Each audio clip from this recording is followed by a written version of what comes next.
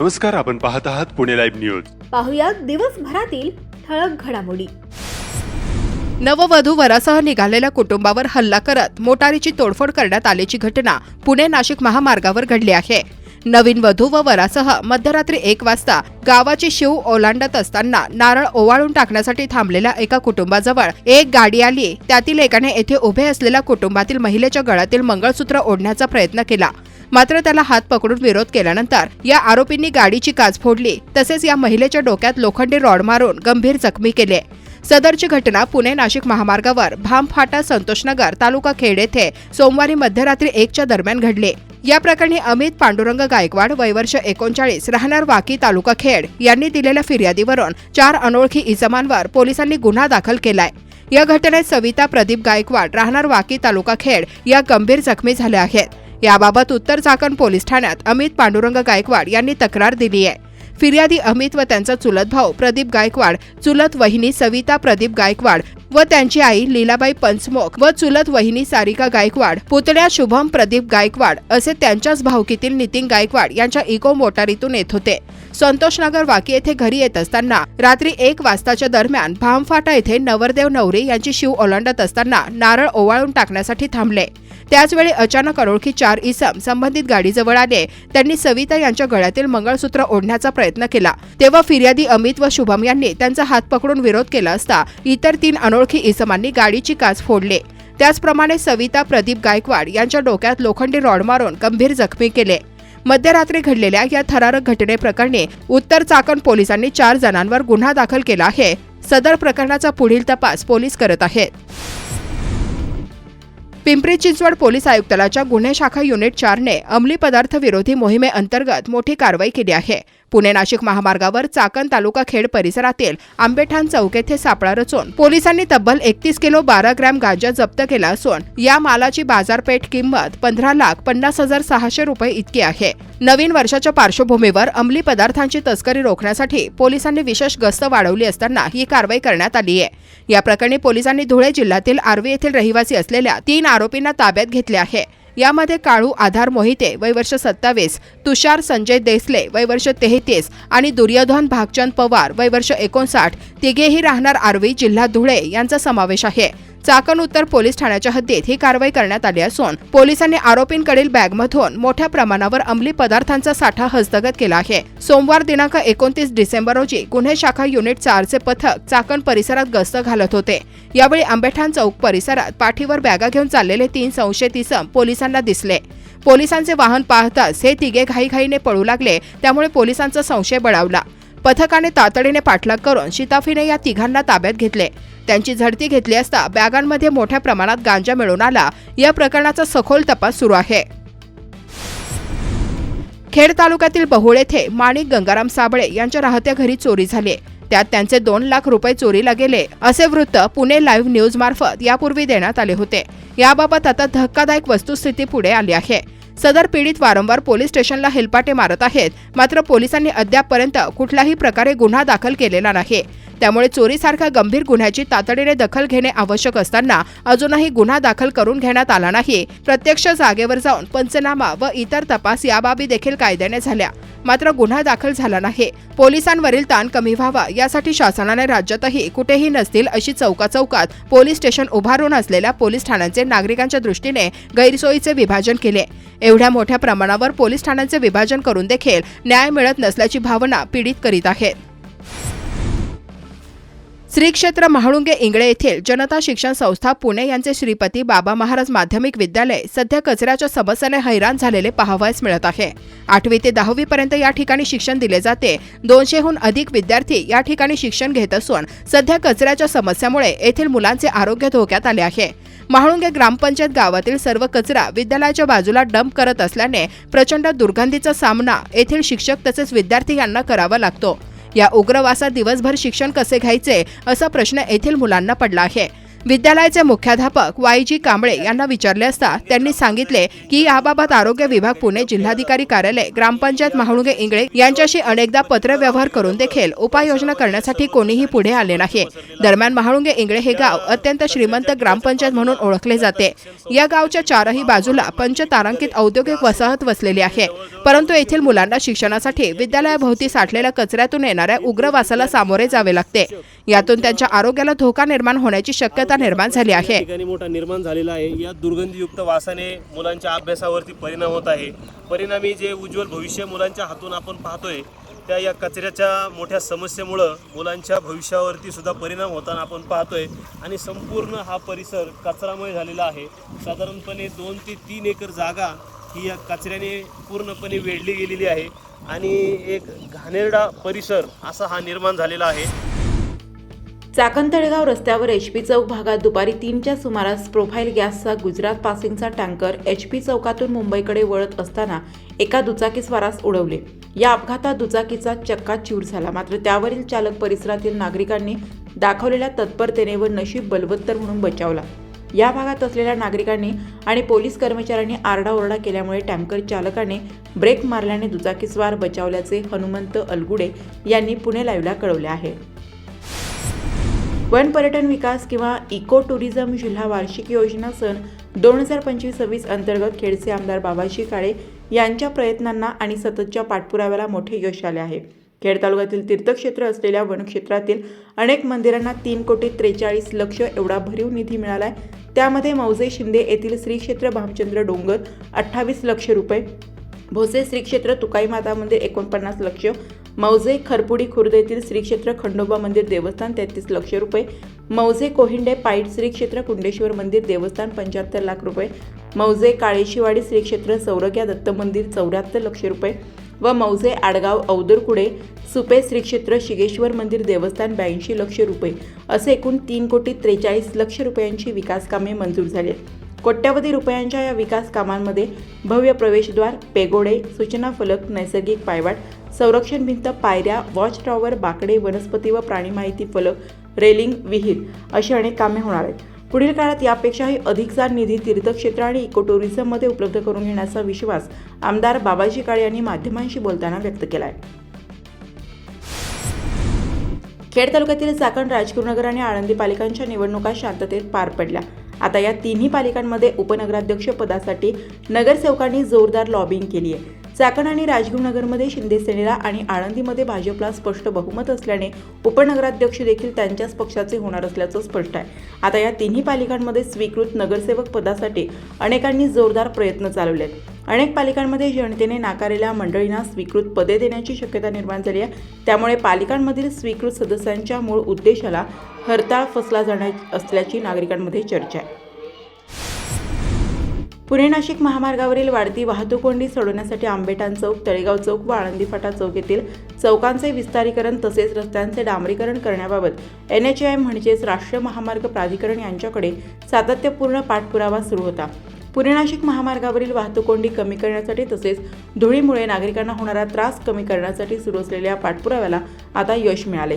त्यापैकी आंबेठाण चौक येथे रस्त्याचे डांबरीकरणाचे काम पूर्ण करण्यात आले असून त्यामुळे वाहतूक कोंडीत काही प्रमाणात दिलासा मिळणार आहे। तसेच सदर चौकातील विस्तारीकरणाचे कामही लवकरच सुरू होणार असून त्यानंतर या परिसरातील वाहतूक अधिक सुरळीत होण्यास मोठी मदत होणार असल्याचे महाराष्ट्र प्रदूषण नियंत्रण मंडळाचे सदस्य नगरसेवक नितीन गोरे यांनी सांगितले। चांदूस येथे राज्य वाहतूक महामंडळ बस बंद पडल्याने प्रवाशांना मोठा मनस्ताप सहन करावा लागला। खेड तालुक्यातील पश्चिम भागामध्ये ST बस वारंवार नादुरुस्त होत असल्याच्या तक्रारी होऊन देखील प्रशासन दुर्लक्ष करीत असल्याचे आरोप प्रवासी करत आहेत।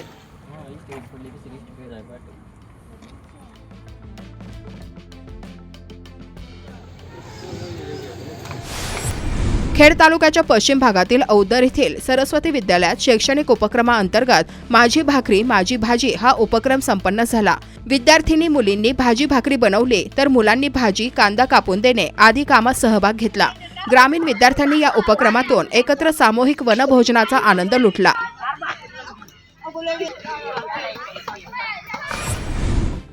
मोई विविध कार्यकारी सेवा सोसायटीच्या चेअरमनपदी सादिक हिरामन गवारी पाटील यांची बिनविरोध निवड झाली। सोसायटीच्या मावळत्या अध्यक्षांनी राजीनामा दिल्याने रिक्त झालेल्या जागेसाठी निवडणूक घेण्यात आली। यामध्ये सादिक गवारे यांचा एकमेव अर्ज आल्याने त्यांची मोई सोसायटीच्या अध्यक्षपदी बिनविरोध निवड झाल्याची घोषणा निवडणूक निर्णय अधिकारी एस बगाडे यांनी केली। नमस्कार, मी सादिक हिरामन गवारे, मोई विविधकारी सोसायटीच्या चेअरमनपदी संचालक पदांनी मला आज निवड केली। त्याबद्दल मी संचालक मंडळींचं धन्यवाद आभार मानतो आणि शासनाच्या ज्या काही स्कीम असेल त्या शेतकऱ्यांपर्यंत गावापर्यंत पोहोचवण्याचं मी काम करणार आहे।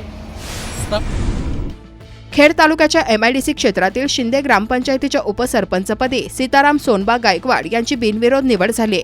सोनाली पानमंद यांनी उपसरपंच पदाचा राजीनामा दिल्याने रिक्त असलेल्या उपसरपंच पदाची निवडणूक ग्रामपंचायत सभागृहात संपन्न झाली। सीताराम गायकवाड यांचा एकमेव अर्ज आल्याने त्यांची बिनविरोध निवडची घोषणा ग्रामसेवक रत्नाकर रत्नापारखी यांनी केली। या प्रसंगी सरपंच संगीता केंदळे, सदस्य सचिन देवकर, संतोष पानमंद, प्रकाश मेंगळे, सोनाली पानमंद, सायली टेमगिरे, सोनाली टेमगिरे, सुगंधा मेंगळे सर्व सदस्य व ग्रामस्थ उपस्थित होते। ग्रामस्थांना विश्वासात घेऊन गावात विकास कामे करणार असल्याचे नवनिर्वाचित उपसरपंच सीताराम गायकवाड यांनी सांगितले। खेड कृषी उत्पन्न बाजार समितीच्या चाकण येथील महात्मा फुले मार्केटमध्ये भाजीपाल्याला कवडी मोल बाजार मिळतोय। कोथिंबीर 50 पैसे तर मेथी 2 रुपये एवढा दर गडगडला असून शेतकऱ्यांना गाडी भाडं देखील आता वसूल करणं कठीण झालं असल्याचं शेतकरी सांगतात।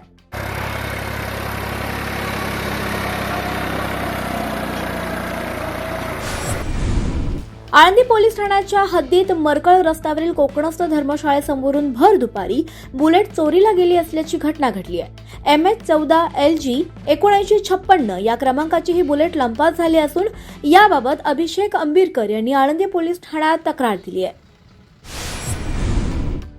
चाकण आंबेठाण रस्त्यावरील चेंबरमुळे झालेल्या अपघातांचे वृत्त पुणे लाईव्हवर प्रसारित झाल्यानंतर अखेर चाकण नगर परिषद प्रशासनानं या तुटलेल्या चेंबरची चाकण आंबेठाण रस्त्यावर ठिकठिकाणी दुरुस्ती केली आहे।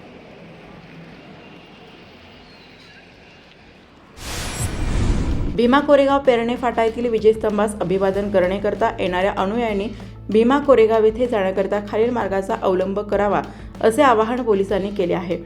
मुंबई, नवी मुंबई, ठाणे बाजूकडून बसेसद्वारे येणाऱ्या अनुयायांनी तळेगाव, चाकण, शिक्रापूर मार्गे जावे। मुंबई, नवी मुंबई, ठाणे बाजूकडून येणाऱ्या छोट्या चारचाकी वाहनांनी वडगाव फाटा, सेंट्रल चौक, भक्ती शक्ती, नाशिक फाटा, खडकी व दापोडी तसेच बोफखेल मार्गे पुणे शहरात प्रवेश करून येरवडा, वाघोली, लोणीकंद मार्गे जावे।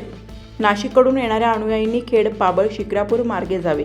आळंदी येथील सरोली बुद्रुक ते सरोली खुर्द यांना जोडणारा पूल सर्व प्रकारच्या वाहनांचे वाहतुकीस बंद केला असल्याने आळंदी येथील प्रदक्षिणा मार्गावर वाहतूक कोंडी होण्याची शक्यता आहे।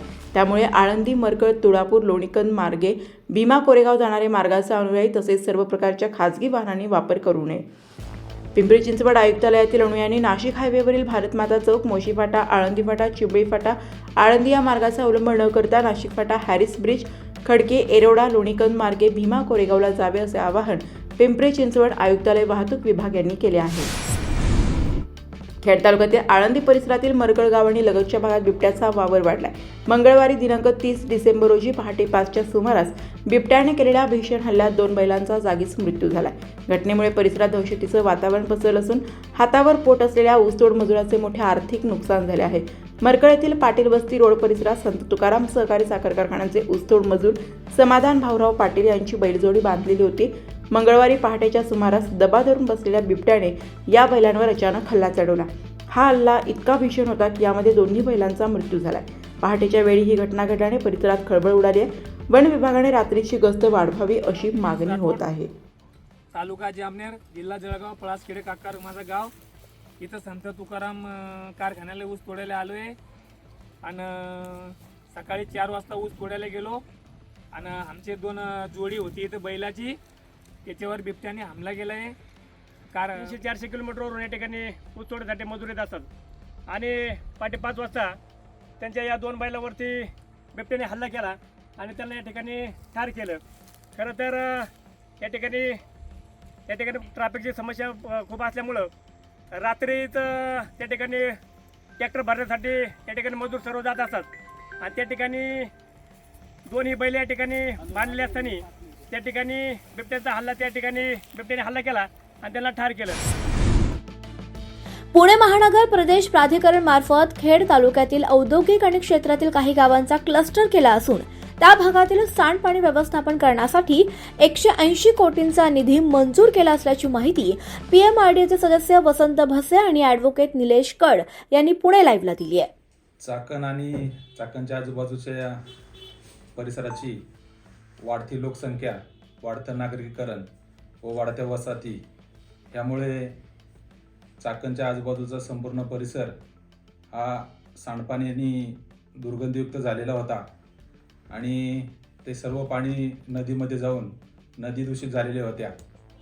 हा सगळा सर्वे करून 28/7/2025 रोजी मी व माझ्याबरोबर चाकण राष्ट्र काँग्रेस आयचे अध्यक्ष निलेश कड आणि मी महानगर नियोजन समितीचे सदस्य सचिव व पीएमआरडीचे आयुक्त माननीय योगेश मसे यांना एक पत्राद्वारे निवेदन देऊन सद्यस्थितीचं त्या ठिकाणी त्यांना माहिती दिली आणि नंतरच्या काळामध्ये चाकणच्या बाजूचे म्हणजेच नाणेकरवाडी असेल, मेदनकरवाडी असेल, काडाचीवाडी असेल, रासे भोसे व म्हाळुंगे आणि सावरदरी या चाकणच्या आजूबाजूच्या जी काही लोकसंख्या त्या ठिकाणी जास्त आहे त्या गावांचा सर्वे करून जवळजवळ 180 कोटी रुपयाचे STP प्लॅन या ठिकाणी नुकतेच नागपूर येथे झालेल्या अधिवेशनामध्ये महानगर नियोजन समितीच्या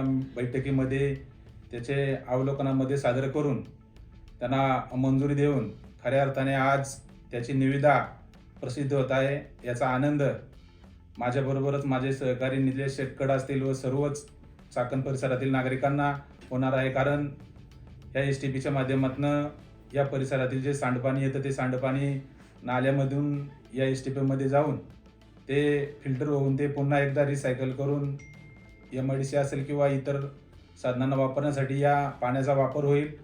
ही बाब आज माझ्यासाठी खूप आनंददायी आहे. नमस्कार, मी ॲडव्होकेट निलेश कड, जिल्हा काँग्रेस प्रवक्ता.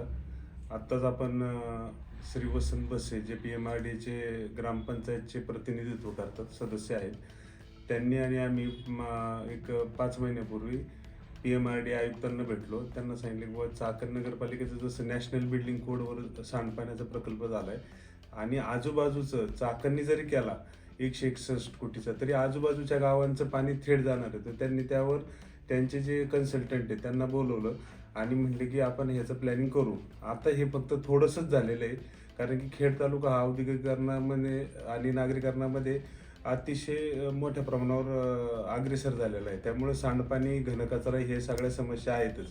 तर जे बसे साहेब आहेत आपले, त्यांनी अतिशय म्हणजे रोजच पाठपुरावा करून वाद घालून त्यामध्ये आपलं नागपूरच्या वेळेस त्यांनी जेव्हा बैठक झाली ते म्हणले आपलं त्याच्यामध्ये घेतलेलं आहे. आता खेड तालुक्यामध्ये 3 नगरपालिका, एक राजगुरुनगर आहे, चाकण आहे आणि आळंदी.